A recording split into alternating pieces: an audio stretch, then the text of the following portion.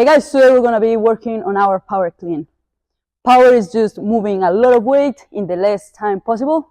That's gonna make us very explosive on the field. Okay, so first of all, we're gonna set up behind the bar, really close to the bar, like almost our toes touching the bar. Okay, our feet have to be as wide as our shoulder. Okay, so first step, we go down to get the bar. So we just lower the center of gravity of our body. Okay, so as we go down, our hands and our arms have to be almost touching our knees. Okay, so first step is the lift off of the bar. So as we go up, we get the bar above our laces and really close to our shins. So we go up, close to our shins, to our knees, to our thigh, up until our hips. That will be our first step. So again, we go up, really close. So second step is gonna be the scooping of the bar from our hips. So what we wanna do here is that our shoulders and our hips are coming up at the same rate. We don't want our hips moving backwards when our shoulders are just still, and we don't want our shoulders to move backwards as our hips are just still. Okay, so as we're going up, the rate is just the same. Okay, so we go up, shoulder, hips really close to our thighs. So our third step is going to be the triple extension. That's just going to be our ankles, knees, and hips extending at the same time. That's going to help us move the bar upwards and create a lot of power with all the force that our body is developing from ankles up to our hips. So up to now, we got the lift off and then the triple extension. The last step and the most important right now is getting under the bar. So after we triple extend, we get under, we catch the bar, and then we go up high. It's very important that we are not using our elbows to lift the bar like this. All right? The important thing is to get under the bar. That is going to develop our explosive power. So again, really quick, close, triple extend, get under, and we catch it. And we want to catch it with our shoulders. We don't want to use our hands. I don't even need my hands to have the bar, okay? Let's try it again. We go down, we triple extend, we catch the bar with our shoulders. Something that is very common is that we use our hands and just catch it like this. We're using our hands. We don't want to do that. We want to catch the bar with our shoulders, and I don't even need my hands, all right? So now let's give it a try. Let's do it, guys. Okay, ready, guys? Go up. Good job. Make sure we're putting our elbows really high and we're catching with our shoulder. Let's try it again. Let's go, guys. Again. Good job. Okay, guys, next exercise is gonna be the barbell bench press, all right? For this exercise, it's very important that we keep in mind the angle of our elbows as related to our trunk. So we want to keep our elbows not too close to our body, not too wide. We want to keep it 45 degrees more or less. As we go down and up, we need to think about we're bending the bar. That's going to help that our back is fully engaged. That's going to help us propel up. So I'm going to demonstrate the exercise real quick. First thing, you want to put our clips 13 height, okay? There's one important thing that you have to make sure when you're bench pressing is the 5 points of contact.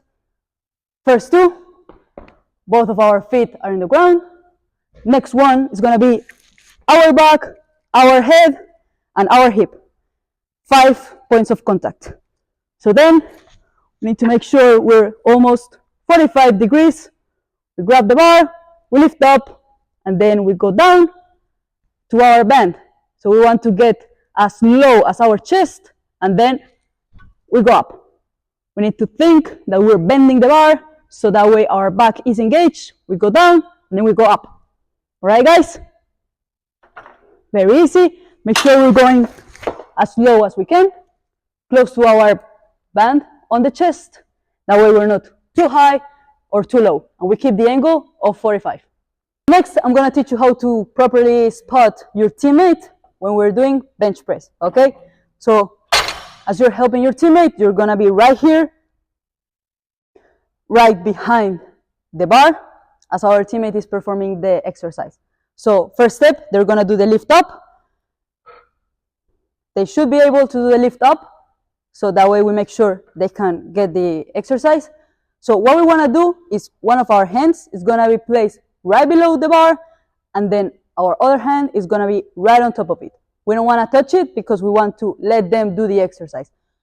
But if they need help to lift up the bar, if they're not able to complete the exercise, we have these 2 points of contact to help them re-rack, okay? So as they go down, we're here, we make sure they can perform the exercise, and then we go up with them.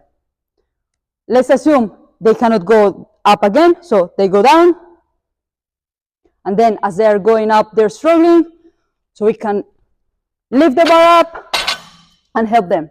What we want to do is allow them to push as much as they can, but if we see they're not able to complete the movement, we just help them re-rack, okay?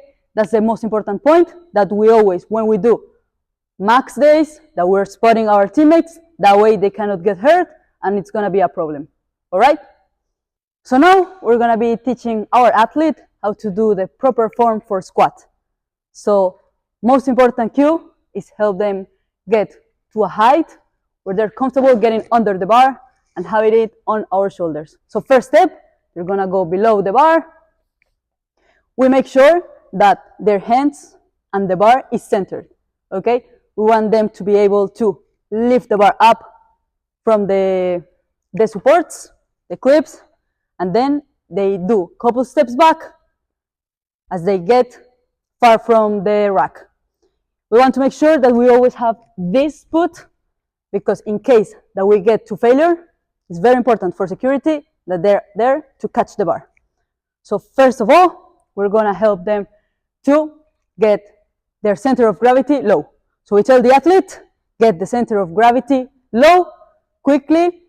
Mierda, la cagué, no es quickly, es slowly. La cagué. Dale, repite eso, yo lo acuerdo. Okay. Okay. So first, we're gonna ask the athlete to get the center of gravity low while they're keeping their chin up, their chest up, and their core very tight. So we want them to engage their core, keep their head up, chest up, and then get the center of gravity really low. So we're gonna watch the athlete as they go down. So first they go down, and they go up. It's very important that we help the athlete to get to a very good angle. So as they go down, at least 90 degrees, okay? As they go down, at least 90 degrees. So we help the athlete adjust based on their anatomy. So they go up, good. So one of the most common cues that we can give an athlete for the performance of this exercise is helping them get their center of gravity low enough. There are 3 common mistakes when athletes perform this exercise in their execution. First one, some athletes as they go down, they get their heels up from the floor. As coaches, we can correct this by helping them engage in mobility exercises that will help them keep our Achilles tendon less tight. So work on the mobility, it's gonna help those athletes that struggle as they go down, they lift their heels up. Second common mistake is those athletes that as they go down, they go forward. That's very common because we have thigh hips. So one thing that we can help the athletes is do some hip stretching and mobility exercises to keep the hips not tight. And the third common one is those athletes that as they go down, they just cannot go down because their hamstrings are very tight.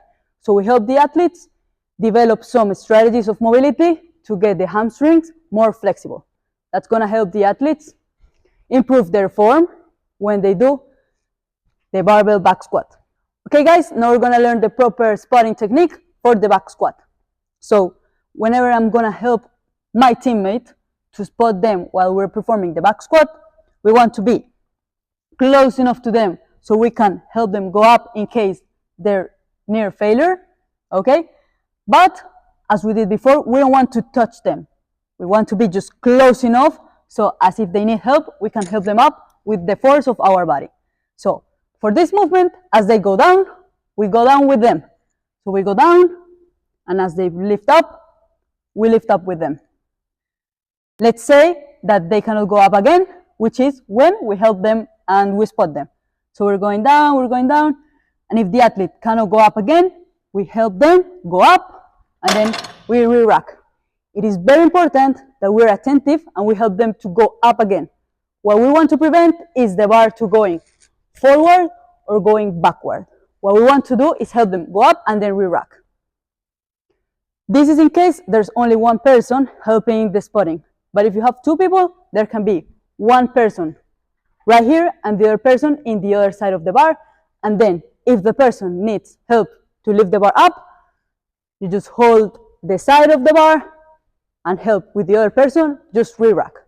But the most important thing when you spot a teammate is that you're very attentive, you're doing the whole movement with them in the way that if they need help, we just help them up and the bar goes back to the rack. We don't want them to drop the bar forward or drop the bar backwards.